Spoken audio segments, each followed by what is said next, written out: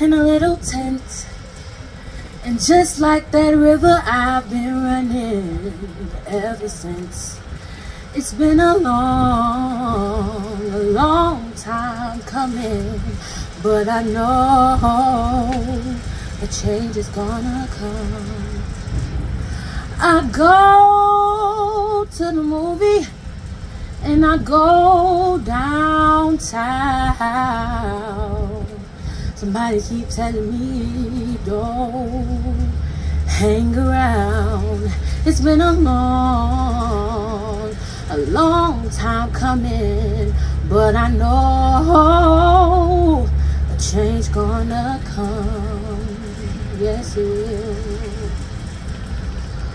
A change is gonna come.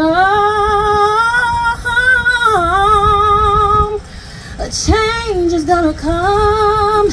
It's been a long time coming, but I know a change is gonna come.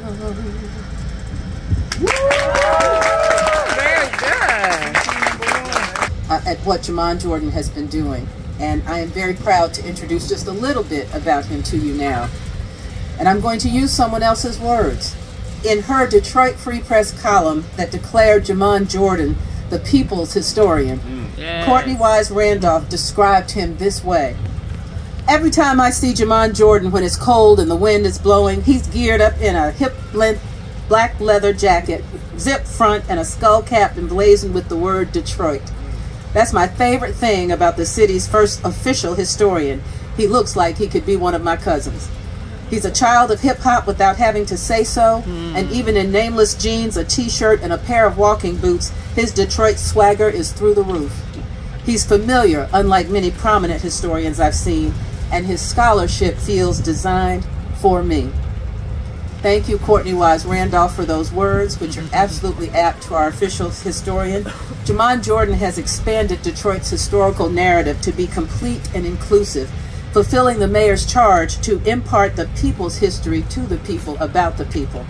In a single year in his position, Jamon has led 35 Detroit history tours as part of the Black Squirrel Network for groups as diverse as the Detroit Metro Convention and Visitors Bureau, the Greater Philadelphia Economic Exchange, and the Jewish Historical Society of Michigan. He has worked with 10 boards and committees, ranging from the Civil Rights Advisory Board of the State Historical Preservation Society to the Michigan Freedom Trail Commission to the I-375 Project Committee. He has presented lectures to 21 classes and schools, including Wayne State University's Law School, the University of Detroit History Department, and Cass Tech, among others. He has given Detroit history lessons to children in 10 day camps and recreation centers, including Adams Butzel, Patton, Heileman, and Palmer Park. And on top of that, he works with important cultural and city institutions such as the Charles H. Wright Museum of African American History, the Detroit Historical Museum, the Detroit Public Library, the Detroit Civil Rights, Inclusion, and Opportunity Department of City Government, and on programs honoring Black Bottom and Paradise Valley, Black History Month, Juneteenth, and Kwanzaa. And he's just getting started. He's only been doing this for a year. He and I are working on a major Black Bottom renaissance that we'll talk to you about in the spring. But today, I'm thrilled to bring you our official Detroit historian who works in my office, the Office of Arts, Culture, and Entrepreneurship, because our culture is our history. Amen. And he will be presenting the first annual Detroit History Lecture called the Detroit History Lesson, which will be held every year in honor of the mayor's charge for our official city historian to teach the people's history. Ladies and gentlemen, the people's historian, Jamon Jordan.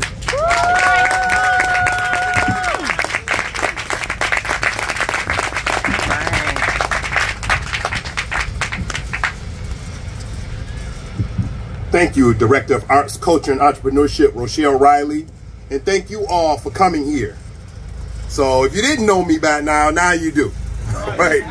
So yeah, I was born and raised here in the city of Detroit at the border between Detroit and Highland Park. And so those of you who are Detroiters, of course, I am one too, but if you're a Highland Parker, HP for life too, all right? So I want to move really quickly into this because there's always more history than there is time to tell it. And so I'm your historian. I work for you, the city of Detroit. So you know who I am. So what up, though? What up, y'all? Let's talk some history. Today, we live in the largest predominantly black city in the country. We have a black majority on the city council, on the school board, many business leaders are African American in the city of Detroit, all that. But in 1967, we know it was not all that.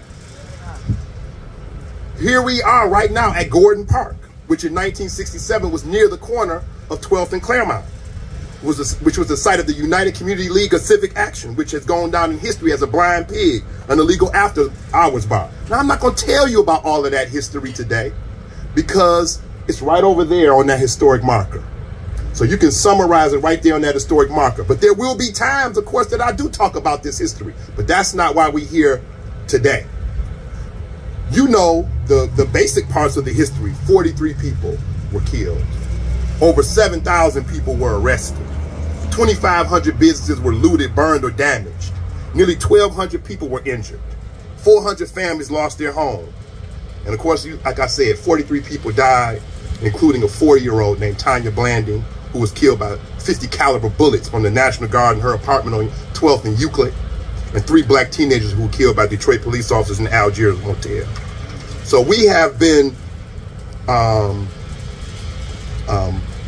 engulfed in a lot of this history for years.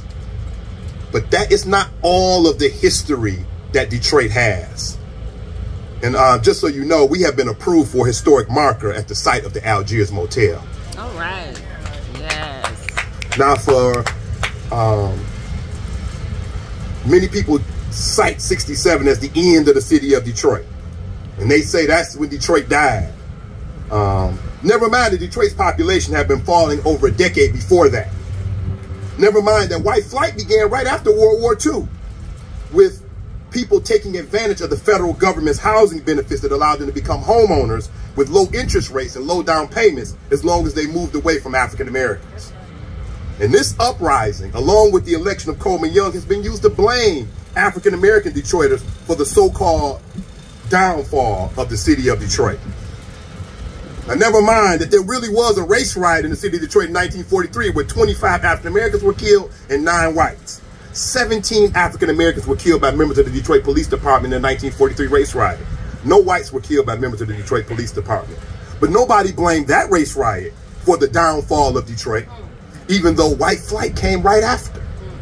Never mind that from 1949 to 1958, Black Bottom, acre for acre, the most historically rich, culturally significant area in Michigan's history, was destroyed through urban renewal. Nobody blames that for the downfall of the city of Detroit. Never mind that from 1959 to 1964, the building of I-375 and the I-75 freeway, which destroyed Hastings Street and began the dismantling of Paradise Valley, the black business and entertainment district, where by the 1930s there were 350 black-owned businesses. Nobody blamed the destruction of Hastings Street and Paradise Valley for the downfall of Detroit. Never mind that Albert Cobo, who was elected mayor 3 times, blocked federal funding and development for housing for African Americans and working class and low-income people, and he was the main power behind the destruction of Black Bottom. Nobody blamed Cobo for the downfall of Detroit. And as much as we all know that looting and burning and death and destruction damaged Detroit in 1967, as much as we know as bad as that was, of course, we all know that riots are bad, and we don't want this to ever happen again. Of course we know that. But maybe when there's housing discrimination, job discrimination, unequal education, stores mistreating customers, and police brutality, maybe, just maybe, a rebellion might start. The Detroit 1967 rebellion is always an important event, an important time period to study. Detroit was changed by it in ways both bad and good. But that ain't the first time Detroit was changed. Mayor Jerome Kavanaugh said after the 1967 rebellion, "Today, we stand amidst the ashes of our hopes. We hoped against hope that what we had been doing was enough to prevent a riot. It was not enough." Well, Detroit has been in ashes before. Before 67, on June 11th, 1805, a fire burned down the whole town of Detroit. Fort Lerneau, The British fortification built during the Revolutionary War survived the fire, but almost every other wooden structure in the town burned down. Homes, barns, shops. No one died, but 600 people were homeless. Gabriel Richard, the priest at St. Anne's, whose newly built school was also burned down, organized a food drive to keep people from going hungry. He then wrote the words, Spiritus Meliora, Resurgit Cinerebus. It became the city of Detroit's motto, we hope for better things. It will arise from the ashes. This motto is a lens in how we can view Detroit's history. Our history in Detroit doesn't begin nor end with those ashes. We always arise from the ashes. Yes. 3 weeks after that fire, the United States Congress established Detroit as the capital of the Michigan Territory. The new territorial government lobbied the United States Congress to apportion 10,000 more acres of land for Detroiters who had lost everything. And the Michigan Territorial Chief Justice, Augustus Woodward, laid out his new plan of the city based on Charles L'Enfant's plan for Washington, D.C. Woodward would also lead the land grants that were established because of the congressional allotment of the 10,000 acres. 4 black people, 2 of whom were formerly enslaved in Detroit, would be granted land after the Great Fire of 1805. Pompey Abbott, formerly enslaved by the wealthy British landowner James Abbott, would receive a land grant. Pompey would die a few years later, and the land would be taken by his former slave owner, who sold it for a profit, thus continuing to exploit and benefit from Pompey even after his death. There's a street in Detroit named after that slave owner Abbott. Hannah Ashley, who was formerly enslaved by John Dolemead, was granted a plot of land. Dolemead went to court to claim a Negro, Hannah Ashley, and her mulatto son, Thomas, as his property. At the time of the court proceedings, Hannah declared that she was no longer a slave and that she was free. Dolemead had been earlier the slave owner of Hannah, and I don't need to tell you who the father of that child was. Judge Woodward ruled against them, and Hannah and her son were now legally free. Elizabeth Cooper was a free black woman and received a plot of land. It took her over a decade to get her claim due to the fee required to claim the lot. Thomas Parker, another free black person, will receive a plot of land. Parker's Alley, located behind the Shinola Hotel, is named after Thomas Parker, and it sits at the site where Parker's land was. There's a plaque in Parker's Alley downtown that tells this story. In 1807, the Dennisons, Peter and Hannah Dennison, and their 4 children sued for their freedom.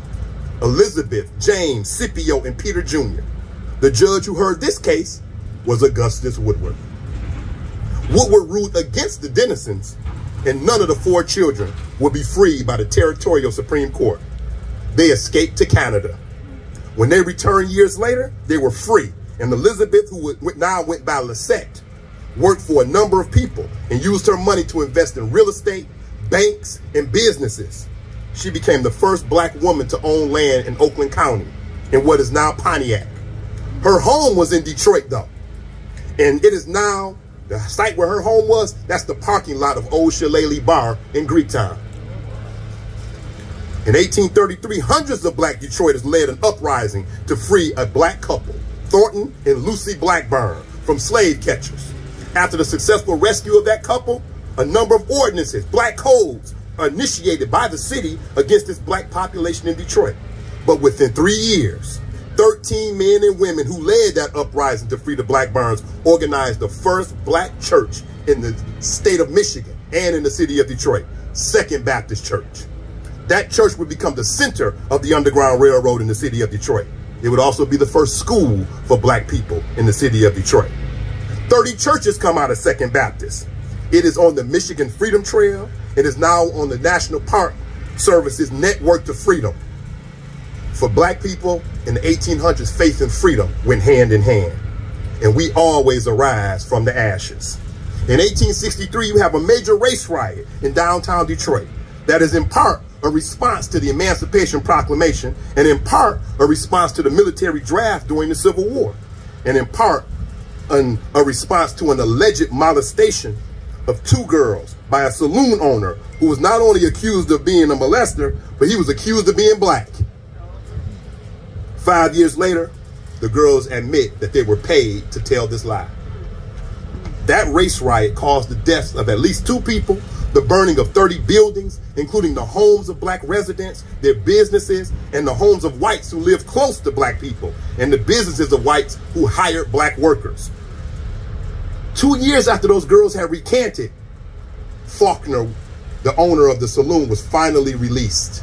So he was there for 7 years. 5 years later, they recanted, but he didn't get released when they recanted. 2 more years passed before he got free. But the same year as that 1863 race riot, Fannie Richards, a member of Second Baptist Church, brought kindergarten to the state of Michigan. She learned it in Germany, where she had gone to study. She began working at Colored School No. 2 in Detroit. And in 1869, she was one of the leaders of a lawsuit to overturn racial segregation in Detroit public schools. The Michigan Supreme Court would rule that segregated schools in Detroit are against the law, against the state constitution, and against the 14th Amendment to the United States Constitution. That's 85 years before Brown versus Board of Education. We have a historic marker at her home site. She's in the Michigan Women's Hall of Fame. Dr. Ocean Sweet founded 2 tuberculosis hospitals after he lost his wife, his daughter, and his brother to tuberculosis after the family was placed in the Wayne County Jail for defending their home against a racist mob in 1925. That house is on the National Register of Historic Places as a civil rights site for the National Park Service.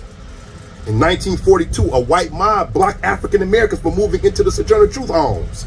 In April, black people would move in 1942 with military protection.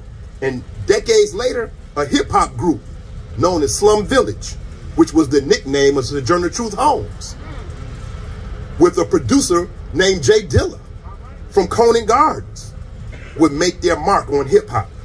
We have a brand new historic marker at the Sojourner Truth homes and a brand new historic marker at the Burwood Wall.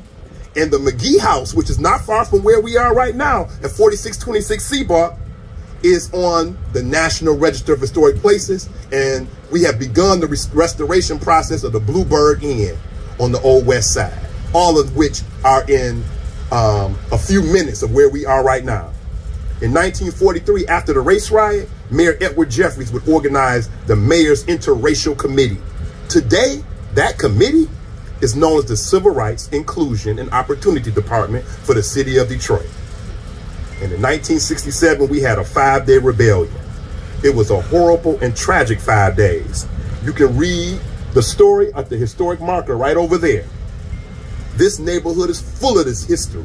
I drove here today and drove by Otis Williams' house, one of the founders of the Temptations.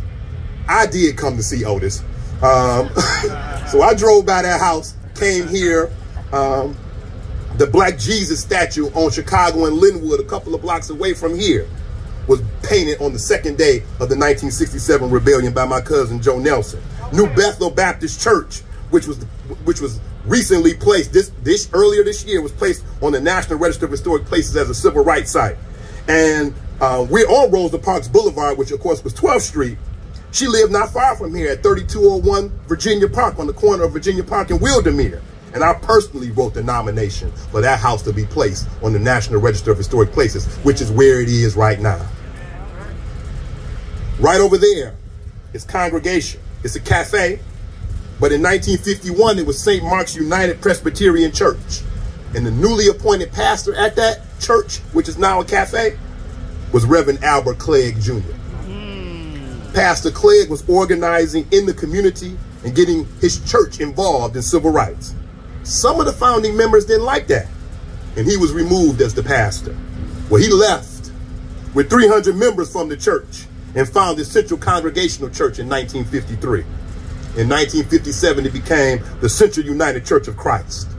On March 26, 1967, before the 1967 rebellion, the church unveiled a mural of the Black Madonna in the sanctuary behind the pulpit. Mwalimu Ed Vaughn brought in Glanton Dowdell to do the mural. We're working right now to put Vaughn's bookstore on the National Register of Historic Places as a historic civil rights site. In 1969, 2 years after the 1967 rebellion, the church was renamed the Shrine of the Black Madonna. Last year, we got it placed on the National Register of Historic Places as a civil rights site, recognized by the National Park Service. Reverend Albert Clegg Jr. took on the name and title of Jaramogi Abebe Ajiman. This began the Black Christian nationalist movement, which was and is a vital part of Black liberation theology, a philosophy that continues to this very day in churches like the now famous Trinity United Church of Christ in Chicago, where President Barack Obama and First Lady Michelle Obama were members, and Detroit's own Fellowship Chapel United Church of Christ, pastored by none other than the Detroit president of the NAACP, Pastor Wendell Anthony. Give it up for Pastor Wendell Anthony. The Shrine of the Black Madonna Bookstore and Cultural Center opened in 1970, 3 years after the rebellion. In the 1970s, the name extended to become the Shrines of the Black Madonna of the Pan-African Orthodox Christian Church. That church has brought us many political leaders, businesses, and institutions. And the bookstore is where many of us got a real education. It's where we learned our Black history, because we didn't learn it in our schools back then. And their contribution to Black liberation theology may very well have led us to having the first Black president of the United States. We rise from the ashes. New Detroit. Originally the New Detroit Committee was founded by Joseph L. Hudson Jr. and others during the 1967 rebellion on July 27, 1967. Today, New Detroit is one of the area's leaders in diversity training and racial equity planning. Their racial equity conference, which I was at and led a tour for just over a week ago, is a major undertaking in addressing and dismantling racial discrimination. Wayne County Community College was also founded in 1967, months after the 1967 rebellion. The first operating budget was based on a $1 million grant from the state of Michigan, as well as a $300,000 stipend from New Detroit. And it opened with a low tuition so that the students in Wayne County, especially Detroit, could go. To this day, Wayne County Community College is a primary path to education and training, and is free to many public school students in Detroit through the Detroit Promise, and it is highly affordable to those who are not Detroit students. Focus Hope was founded on March 8, 1968, when a Catholic priest named William Cunningham and a housewife who was really a powerhouse named Eleanor Jositis came together to address racism and attempt to create some interracial unity in Detroit. They started with a survey to find out if African-American Detroiters were paying more for food, groceries, and prescriptions in Detroit than white suburbanites were paying for the same items. What they found is that Detroiters were paying an average of 20% more for these necessities, and in many cases were receiving products of a lower quality. Along with distributing food, Focus Hope sued AAA when they moved to Dearborn because they knew it would result in the loss of jobs for African-American workers. The workers received a major settlement from AAA due to that lawsuit. In 1981, Focus Hope began their Machinist Training Institute. The founding trainers were Claude Harvard, who was the first African-American engineer and inventor to be hired by Henry Ford at Ford Motor Company, and a former auto factory worker who had become an executive at Michigan Bell also led this Machinist Training Institute. His name was Wilfred Little, but you may know him as Wilfred X, the older brother of Malcolm X. And the Temple #1 of the Nation of Islam, where Wilfred was the chief minister, is now has a historic marker in front of it. It's just a few blocks away from where we are. The Republic of New Africa was founded on March 29, 1968. Milton and Richard Henry were Black nationalist organizers and supporters of Malcolm X before the 1967 rebellion, and they started the Malcolm X Society after the rebellion. In 1968, the Malcolm X Society and the Group on Advanced Leadership Goal convened the Black Government Conference at the 20 Grand Motel, a couple of miles from here. How many of y'all remember the 20 Grand Club? Well, right next to it was a motel. That conference created the Republic of New Africa, a Black nationalist organization that has been at the forefront of the demand for reparations and was highly instrumental in the creation of two important organizations, NCOBRA, which stands for the National Coalition of Blacks for Reparations in America, and the NARC, the National African Americans Reparations Commission. It is the work of the RNA and these organizations and the members within it, founded in the city of Detroit, that has sparked the renewed demand for reparations that is now being discussed by senators, congressmen, and even presidential candidates. The Dodge Revolutionary Union movement was founded in May of 1968. The group would become the foundation of the League of Revolutionary Black Workers, which was founded in June of 1969. General Baker and John Watson would emerge as major leaders of the group. The group will push Dodge, Ford Motor Company, and the UAW to bring black workers into the leadership at the plants and in the union. The Detroit chapter of the Black Panther Party was founded by Ron Scott, Eric Bell, Jackie Spicer, George Gillis, and Victor Stewart in May 1968. I see my brother, Baba Wayne Curtis, back there, Detroit BPP. The group, like the original Oakland, California chapter, established a free breakfast program and a community health clinic.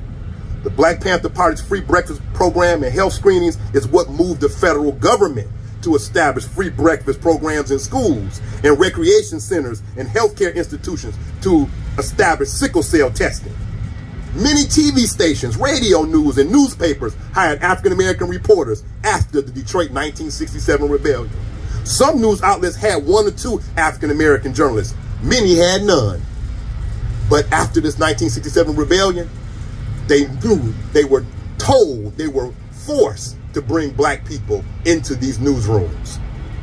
American Black Journal originally aired as Colored People's Time, with journalist Tony Brown as the anchor in October of 1968.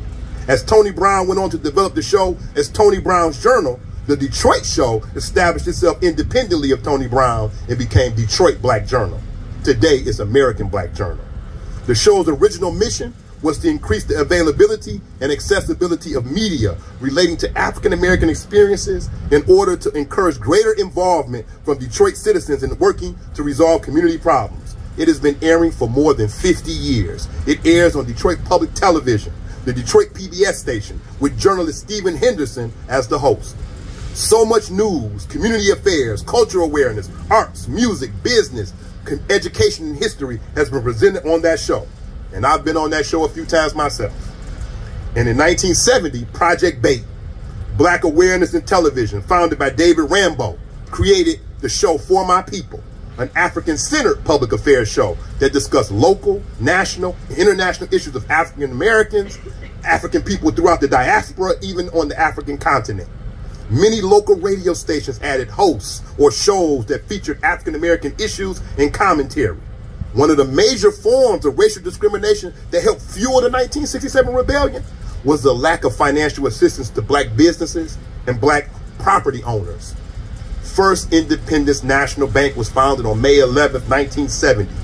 That black-owned and established bank comes right out of the city of Detroit through the work of the Wayne State economist and activist, Dr. Carl Gregory, who got together with Lou Beatty Sr., Daniel Burke, Pastor Charles Butler, Dr. Waldo Kane, Dr. Fred Kovar, Wardell Croft, Berry Gordy Sr., Dr. Nathaniel Holloway, Roberta Hughes, Walton Lewis, George McFall, Dr. Charles Morton, Dr. Robert Orr, Alfred Pelham, Dr. John Polk, Hawkins Steele, John Stewart, O'Neill Swanson, Lurie Thompson, and attorney John Tyler, and 2,000 investors who put their minds and money together to create one of the few black-owned banks in the country. When the bank opened, it immediately began to present financial benefits to people in Detroit who were historically blocked by banks, mortgage companies, and the federal government itself from home loans and business capital.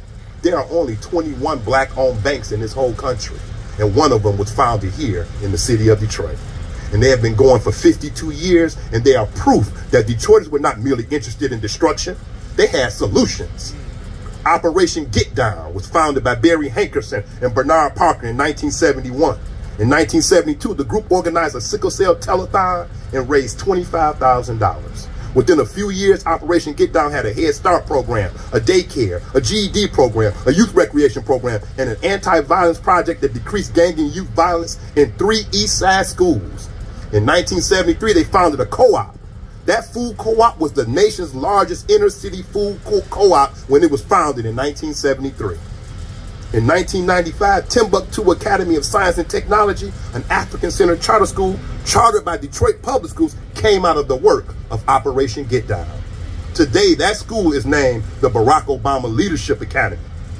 Detroit Renaissance, a group of 26 business and civic leaders led by Henry Ford II, was founded as a response to the 1967 rebellion in 1971. Today, they're the business leaders for Michigan, and they are the business roundtable for the entire state, devoted to making Michigan a top 10 state for jobs, business, and education. In 1971, the Congressional Black Caucus was founded. 2 Detroiters are founders of the Congressional Black Caucus, Charles Diggs Jr. and Congressman John Conyers. Although the Boggs Center was founded in 1990, it was inextricably linked to James and Grace Lee Boggs, who were integral grassroots activists in Detroit for decades before 1967, during the rebellion, and after. Out of the Boggs Center has come many other programs and institutions: Detroit Summer, Allied Media Projects, Detroit Future, Back Alley Bikes, Detroit Asian Youth Project, Detroiters Working for Environmental Justice, Keep Growing Detroit, Feed 'em Freedom Growers, and most of all, the James and Grace Lee Boggs School.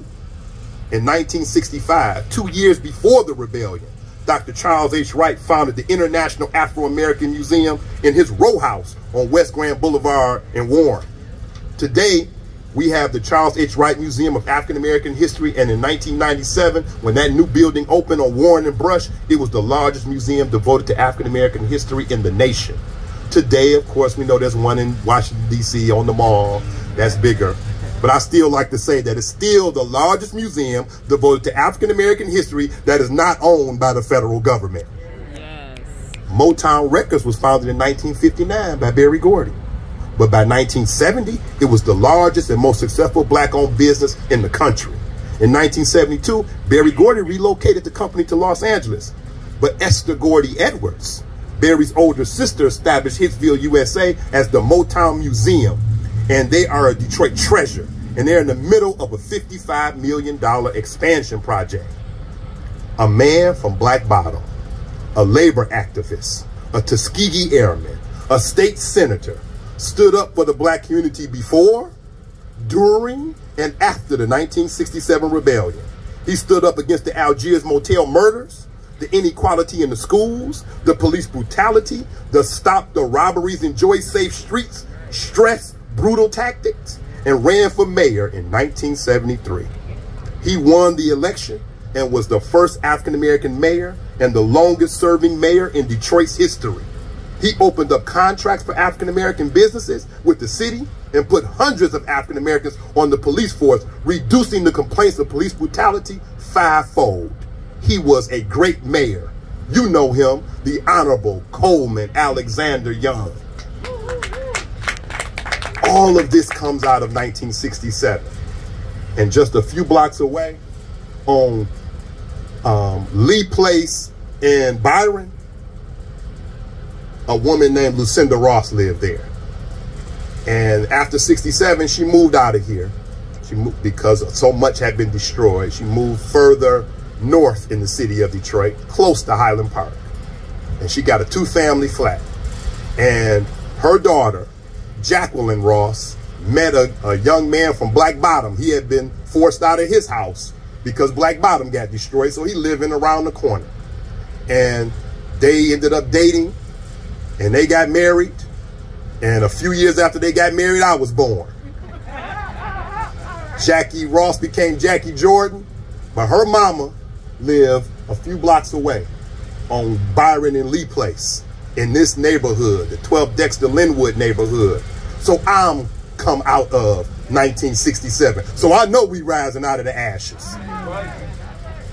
We should never forget 1967 because it changed Detroit. But we should also understand that Detroit did not begin or end in 1967.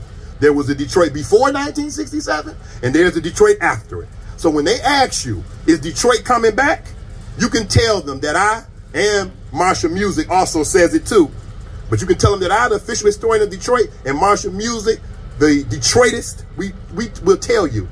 When they say Detroit is coming back, we say Detroit never left. Come on now, I always say that. We rise from the ashes. Yes. It has been my pleasure to serve as your official historian for this past year, and I am ready to serve you again this year. Thank you all.